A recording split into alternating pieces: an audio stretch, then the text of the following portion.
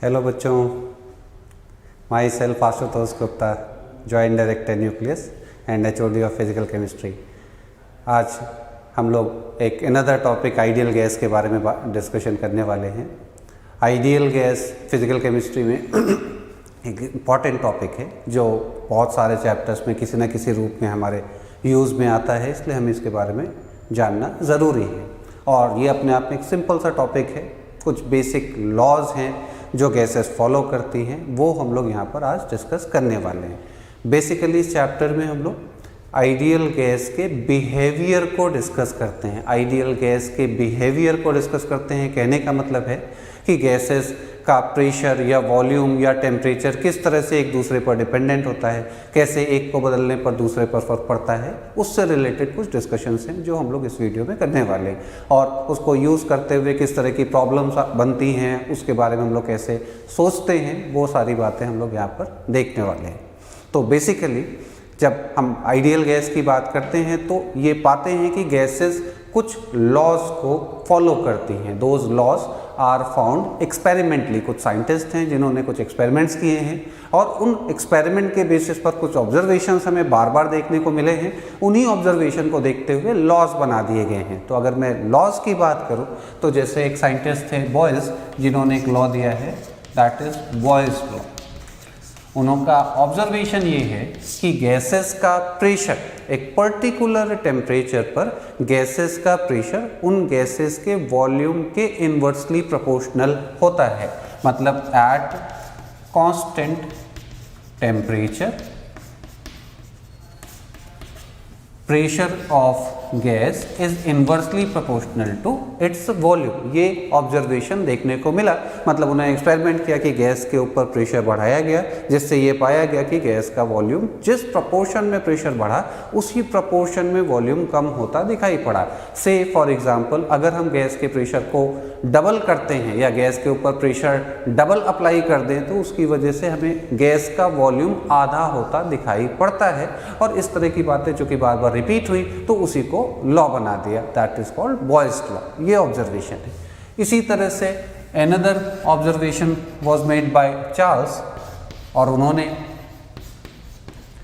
अपना लॉ दिया, that is Charles law, जो ये कहता है कि किसी भी गैस का वॉल्यूम उस गैस के टेम्परेचर के डायरेक्टली प्रोपोर्शनल पाया गया at constant pressure. At constant pressure volume of gas is directly proportional to its temperature. इसमें ध्यान में रखने वाली बात यह है कि यहाँ पर टेम्परेचर केल्विन में ही होगा।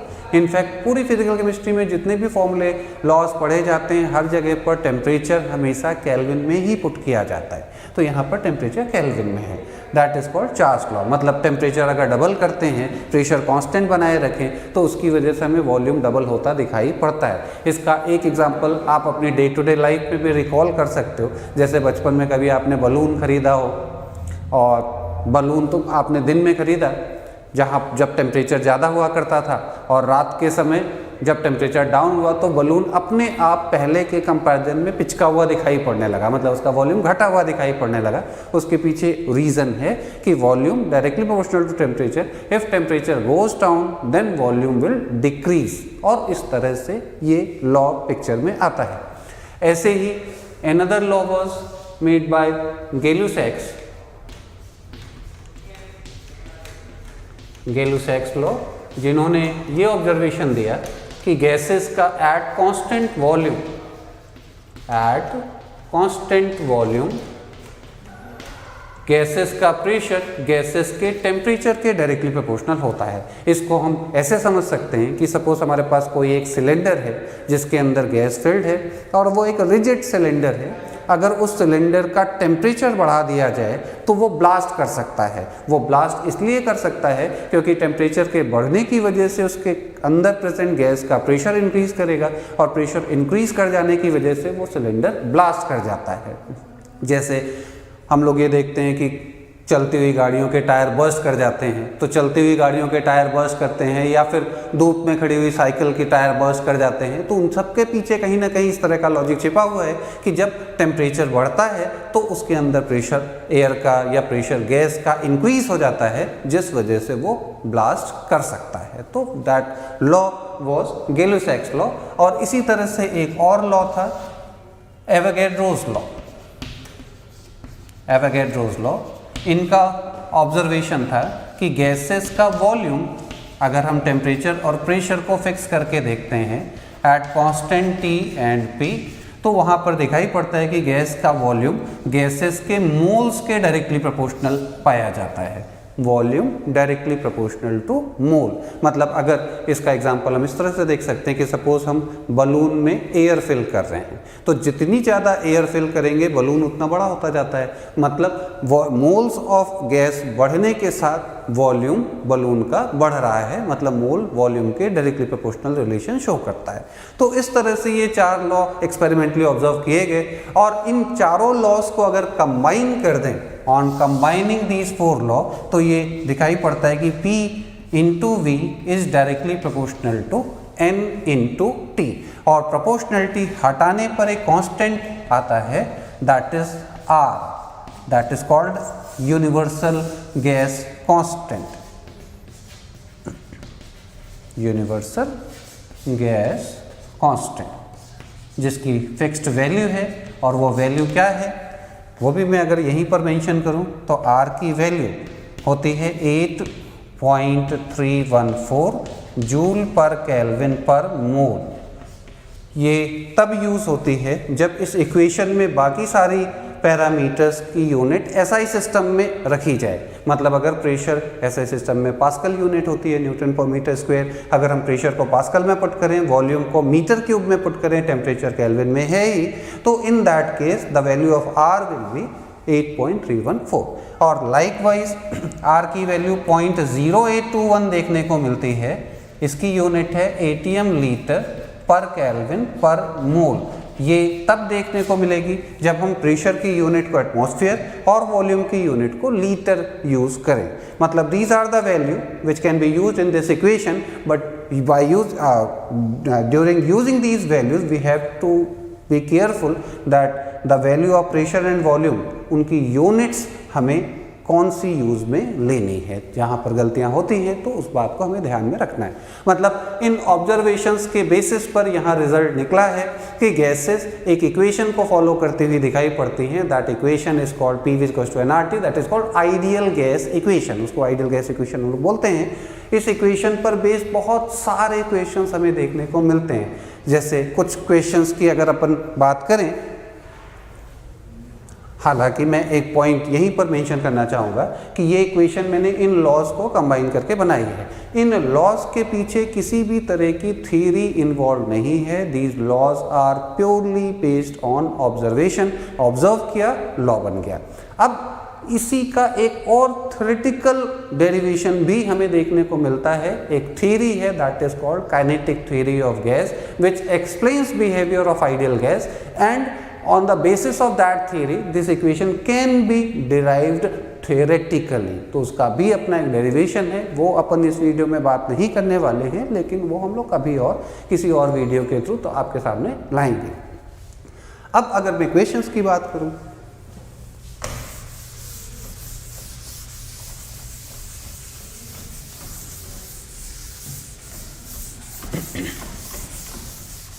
say for example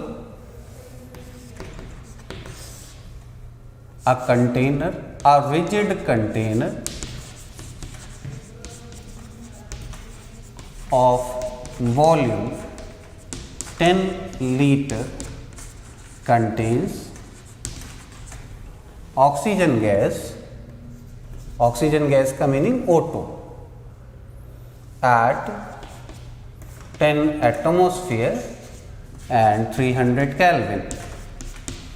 Calculate the mass of oxygen present inside container, present inside container. Simple सा क्वेश्चन है, हमें ये बताया जा रहा है कि किसी कंटेनर में ऑक्सीजन गैस प्रेजेंट है, उसका प्रेशर, टेम्परेचर, वॉल्यूम बता दिया गया है और हमसे पूछा जा रहा है कि इस कंटेनर में जो भी ऑक्सीजन है उसका अमाउंट, उसका मास कितना है। तो जैसा कि अपने पास इक्वेशन है, हमें पता है कि गैसेस PV = nRT इक्वेशन को फॉलो करती हैं। PV = nRT, और अगर हमें P पता है, V पता है और T भी पता है और R ऑलरेडी पता है, तो मोल्स फाइंड किए जा सकते हैं PV/RT। और डेटा अगर पुट करें तो pressure is 10 atmosphere, volume is 10 litre upon R की वैल्यू इसमें क्या यूज़ की जाएगी, 8.314 या 0.0821। तो चूंकि प्रेशर और वॉल्यूम के डेटा एटमॉस्फेयर और लीटर में है, तो value of R will be 0.0821 and temperature is 300 kelvin. तो on solving this we can get number of moles of oxygen जो उस कंटेनर में होगा। लेकिन हमसे यहाँ पर मास पूछा गया है, तो अगर हमें मोल्स पता हो तो मास ऑफ ऑक्सीजन O2 अगर निकालना है तो that will be equal to mole of oxygen into molecular weight, that is 32 gram. तो इस तरह से हम आंसर बता सकते हैं। तो ये एक सिंपल सा क्वेश्चन था जिसमें मैंने PV = nRT को यूज़ करता हुआ दिखाया। मतलब टोटल 4 वेरिएबल्स हैं, जिनमें से 3 वेरिएबल्स अगर हमें पता है तो चौथा वेरिएबल इस इक्वेशन की हेल्प से कैलकुलेट किया जा सकता है। इन 4 में से 3 कोई से भी दिए जा सकते हैं और चौथा कोई सा भी पूछा जा सकता है, वो हम लोग इस इक्वेशन को यूज़ करके निकाल सकते हैं। इसी इक्वेशन में अगर हमसे ये पूछ लिया जाए कि also calculate density of oxygen gas present inside container, जो भी गैस इसके अंदर प्रेजेंट है उसकी डेंसिटी क्या होगी, तो डेंसिटी अगर कैलकुलेशन करनी है तो डेंसिटी का फॉर्मूला होता है मास अपॉन वॉल्यूम, और मास अपॉन वॉल्यूम में हमें गैस का मास पता है और गैस का वॉल्यूम भी पता है, तो हम उस केस में उसे यूज़ करके डेंसिटी निकाल सकते हैं। या एक मेथड ये है कि हमने पहले मास कैलकुलेट किया, वॉल्यूम पता था, उससे डिवाइड कर दिया, डेंसिटी आ गई।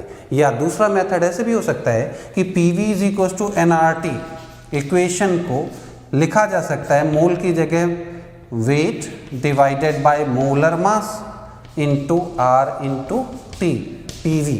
और मोलर मास को इधर लेके आ जाएं तो M मोलर मास है, और V को यहाँ लेके आ जाएं तो weight divided by volume into RT, और वेट डिवाइडेड बाय वॉल्यूम क्या होता है, डेंसिटी। तो इस इक्वेशन को लिखा जा सकता है PM = dRT, और इस तरह से by using this equation we can calculate the density of gas. अपन को प्रेशर पता है, अपन को टेम्परेचर भी पता है, मोलर मास भी पता है, R भी पता है, तो डेंसिटी निकाली जा सकती है। लेकिन अगेन डेंसिटी निकालते समय इशू बनेगा कि यहाँ पर डेंसिटी की यूनिट क्या होगी। तो डेंसिटी की यूनिट इन जनरल ग्राम पर लीटर या ग्राम पर मिलीलीटर अपन यूज़ करते हैं। तो जब भी हम मोलर मास पुट करेंगे तो वो मोलर मास इन जनरल हम ग्राम में ही पुट करते हैं, और चूंकि वॉल्यूम की यूनिट लीटर में आ रही है तो pressure must be in atmosphere, क्योंकि जो कॉम्बिनेशन है जिसके हिसाब से R की वैल्यू डिफाइंड है वो 8.314 तब यूज़ होती है जब जूल पर केल्विन पर मोल यूनिट हो, और जूल यूनिट तब आएगी पिक्चर में जब प्रेशर की यूनिट पास्कल और साथ में वॉल्यूम की यूनिट मीटर क्यूब हो। मतलब एक कॉम्बिनेशन है प्रेशर वॉल्यूम का पास्कल और मीटर क्यूब, और दूसरा कॉम्बिनेशन है प्रेशर वॉल्यूम का पास्कल एटमॉस्फेयर और लीटर। मतलब अगर वॉल्यूम लीटर में है तो pressure must be in atmosphere. In that case the value of R can be used as 0.0821। ये हमें ध्यान में रखना है, अदरवाइज यहाँ पर हमारा क्वेश्चन का आंसर गलत हो जाएगा। मोस्ट ऑफ द स्टूडेंट्स यहाँ पर ये गलतियाँ करते हैं कि वो इक्वेशन तो समझते हैं, उसको यूज़ भी करना जानते हैं, लेकिन यूज़ करते समय जिन यूनिट्स का ध्यान रखना होता है वहाँ गलतियाँ होती हैं। तो इसके लिए हमें इसको ध्यान में रखना होगा। ऐसे ही अगले क्वेश्चंस की बात करते हैं।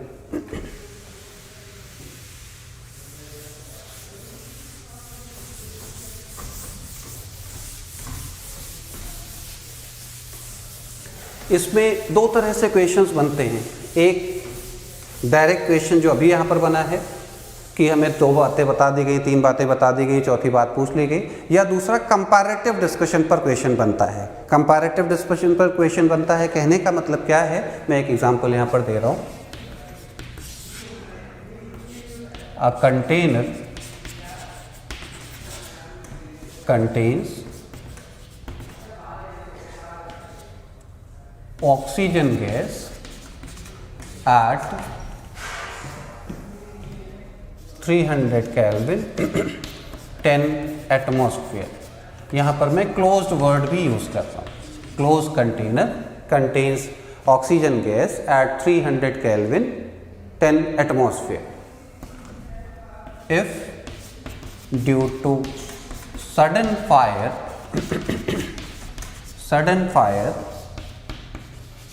the temperature of gas inside container increases to say 900 Kelvin then find the pressure of gas।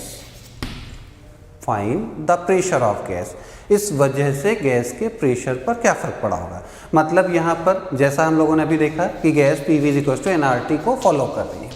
अब इस क्वेश्चन में कंटेनर क्लोज्ड है, जिसका मीनिंग है कि गैस अंदर से बाहर या बाहर से अंदर नहीं आ सकती, जिसका मीनिंग ये है कि गैस के मोल्स कांस्टेंट है।